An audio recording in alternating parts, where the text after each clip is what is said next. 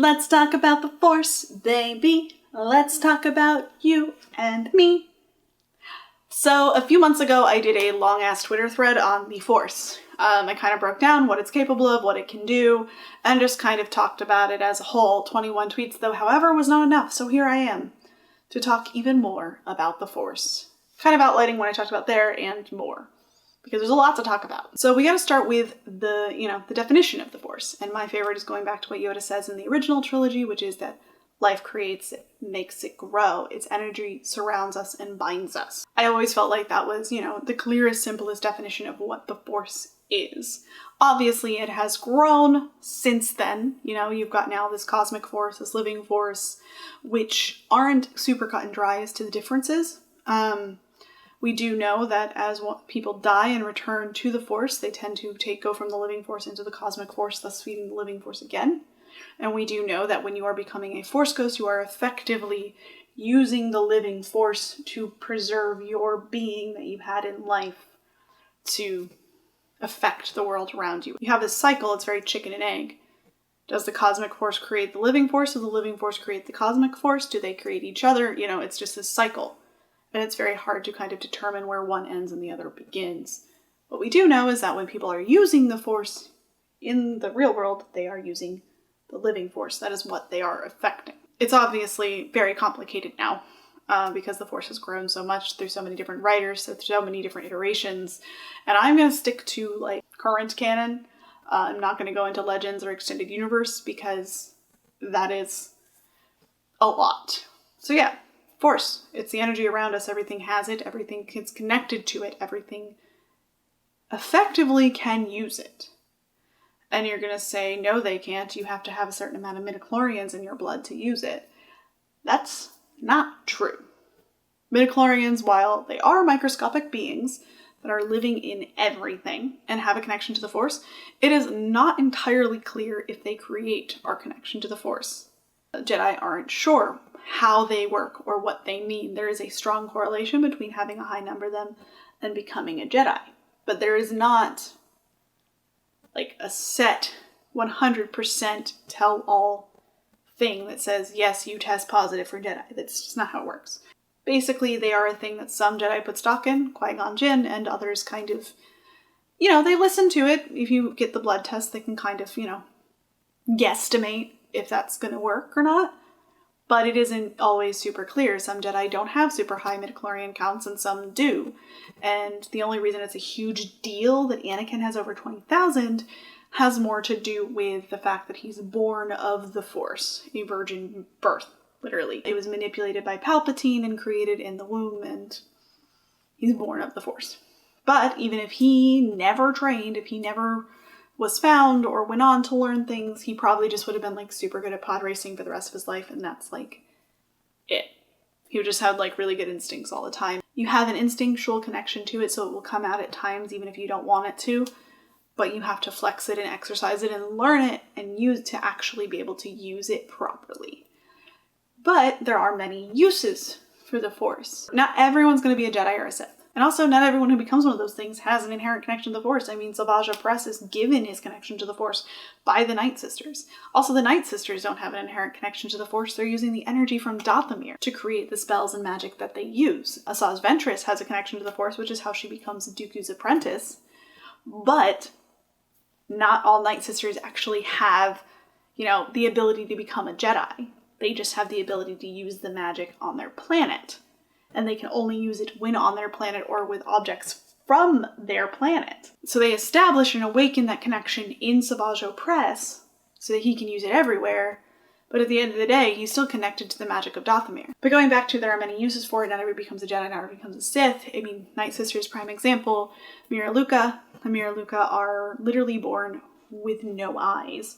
So at the end of the day, their body uses the midichlorians and the Force in them, and their connection to the Force around them to see. That's how they interact with the world. They use it to literally see and feel and know things, and they're very powerful Force users in a lot of ways, but they don't have to become Jedi or Sith. Then you have the Bardotans. The Bardotans use it to see visions. They use it to predict the future. And they actually don't like the Jedi by the time that we meet them in the Clone Wars. So they don't become Jedi. And they actually do something that Jedi kind of forbid, which is trying to see the future. The Jedi don't believe that seeing the future and wanting to know the future is a good thing. They believe that it often leads to the dark side. Mirlukas, Bardotans, Night Sisters, all really good examples of people who aren't Force users the way that we think of Force users. But they do use the Force, they do harness its energy to interact with the world around them or see the future. There's also the matter of bloodlines. A lot of people, the movies make kind of this big deal out of if you come from a powerful bloodline, you will be a super powerful Force user, but in the extended universe, that isn't always true. I mean, you see Ezra Bridger, we know his parents. They weren't Force users, and not as far as we know, and he became a very powerful Force user and was able to do things that some Jedi don't do or know how to do.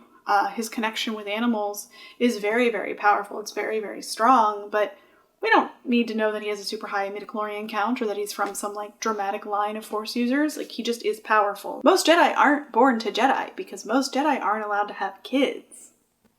So you don't need a ton of midichlorians and you don't need a super powerful bloodline to become a super powerful Force user.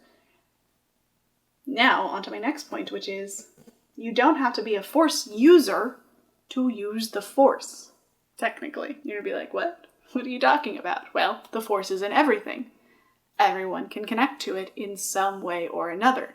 They may not be moving shit with their mind, but they can do other things that involve a connection to the Force, whether you know it or not. You see this actually in Rebels with Sabine Wren when Kanan is training her to use the Darksaber. He mentions how she's not open. She's very closed off, and she is cold, and she doesn't want to open herself to the Darksaber.